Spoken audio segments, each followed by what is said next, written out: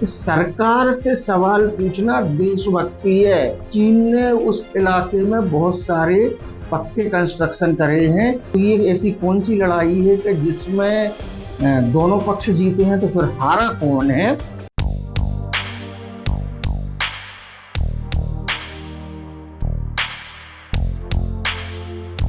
नमस्कार दोस्तों, मेरा नाम है प्रोफेसर डॉक्टर सर्वेश जैन और मैं फिर से पेश खिदमत हूँ अपना यूट्यूब चैनल अल्टरनेट पर्सपेक्टिव लेकर। इस चैनल पर हम सत्य का एक दूसरा पहलू देखने की कोशिश करते हैं, क्योंकि यह हम मानते हैं बड़ी शिद्दत से कि देखने का एंगल बदलने से कई बार मायने पूरे बदल जाते हैं। तो आज हम बात करेंगे ऑपरेशन सिंदूर पहलगाम अटैक के बाद जो हुआ था। थोड़ी सी हास्यास्पद बात भी है, थोड़ी चिंता की बात भी है। वो ये है कि हम ऑपरेशन सिंदूर की कामयाबी का जश्न मना रहे हैं, तो पाकिस्तान भी उनके जो एक्शन है उसकी कामयाबी की खुशी मना रहा है। उन्होंने अपने जो जनरल थे आसिफ मुनीर, उनको फील्ड मार्शल का ओहदा दे दिया। ये पाकिस्तान के इतिहास में दूसरी बार हुआ है। और उसके अलावा एक दिन का उन्होंने नेशनल हॉलीडे भी रखा था जीत को सेलिब्रेट करने के लिए।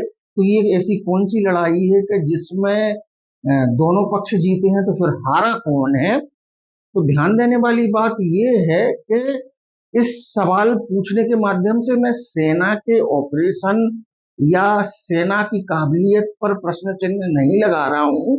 मैं ऐसा मानता हूं, और सरदार पटेल ने भी एक दो बार प्रत्यक्ष अप्रत्यक्ष रूप से कहा था कि सरकार से सवाल पूछना देशभक्ति है। यकीन मानिए, हर नागरिक को जानने का अधिकार है कि एक्चुअल में कितना लॉस हुआ, कितना बेनिफिट हुआ। क्योंकि पाकिस्तान भी तो खुशी मना रहा है।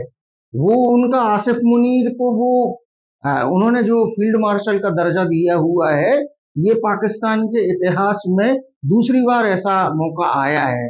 वो ये कह रहे हैं कि हमारे जनरल ने अभूतपूर्व विक्ट्री दिलाई। तो ये ऐसी कौन सी लड़ाई है जिसमें जीते दोनों पक्ष हैं, हारा कोई नहीं है। और मैं आपको ये बता दूं, ये हर नागरिक को मालूम होना चाहिए। यदि आप बीबीसी की वेबसाइट पर जाकर एक रिपोर्ट देखेंगे, जिसमें जो गलवान का जो इंसिडेंस हुआ था चाइना बॉर्डर पर, उसमें हमारी तरफ से बोला गया कि हमारी 1 इंच भूमि भी नहीं गई है। लेकिन बीबीसी की रिपोर्ट इसका कुछ उल्टा बताती है। उनके अनुसार उस इलाके में सैटेलाइट इमेज है गलवान इंसिडेंस के पहले और बाद के। चीन ने उस इलाके में बहुत सारे पक्के कंस्ट्रक्शन करे हैं। ये जानकारी गूगल से प्राप्त है। आप गूगल पर जाकर सर्च कर सकते हैं। बीबीसी की वो रिपोर्ट डली हुई है कि 1920 के पहले की सैटेलाइट इमेज है और 1920 की बाद की सैटेलाइट इमेज है। मुझे अपनी देश की सेना पर, सेना की काबिलियत पर, निष्ठा पर, पराक्रम पर, शौर्य पर कोई संदेह नहीं है। हिंदुस्तानी सेना दुनिया की कुछ बेहतरीन सेनाओं में से है और सरहदों पर कोई जागता रहता है, इसीलिए हम शहरी अपने घरों में सुकून से सो पाते हैं। यह बात बिल्कुल सही है।